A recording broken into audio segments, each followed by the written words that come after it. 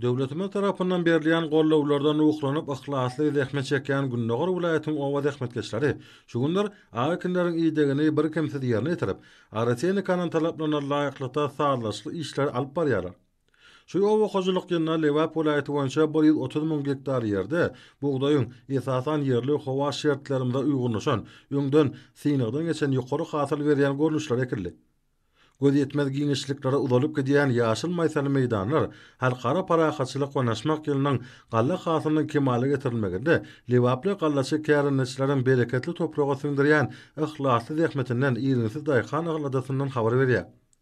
Mewsimden owa hojulyk işleri Günnäger sebetiň ähli etraplaryna göwnüjä ýoly goýulyp, ýokary guramaçylyk derejesinde anyp barýar. Arateniki çärelerin üstünlükli amala aşylmagyna ussat mehanizatorlaryň çekýän gaýratly zähmetleri belläliklidir. Bu möhüm işde Türkmen halkynyň milli lideri, Türkmenistanyň halk maslahatynyň başlygy Gahrman Arkadamyň hemde hormat prezidentimiz Arkadaly Gahrman Serdarovnyň tagallarly bilen ýurdumyza getirilen gowwaty tehnikalaryň güýjünden ýerlikli peýdalanyp, owa hojulyk tehnikalaryň we guralaryň bökdünşi hem sağlaşyk iş üpjendilýär. Häzirki döwürde ýaşyl maýsaly meýdanlarda akinleri goşmaşy iýmitlendirmekde 3-nji ösüş tubuny tutmak işleri göwnüjay anyp barýar. Vilayet agrateniki çäherleriň çäklerine ziýankeşleriň öňüni almak boýunça geçirilýän işler özüniň anyk netijelerini berýär.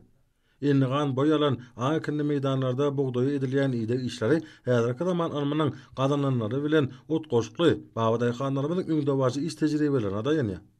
Sevitin owa hojulukçylary, Türkmen owasyny ösüşlerden täze belenteklerine çykaran Türkmen halkynyň milli lideri, Türkmenistanyň halk maslahatynyň başlygy Gahrman Arkadamyň hemde hormat prezidentimiz Arkadaly Gahrman Serdarovna alkyş we hoşallyk sözlerini edýärler.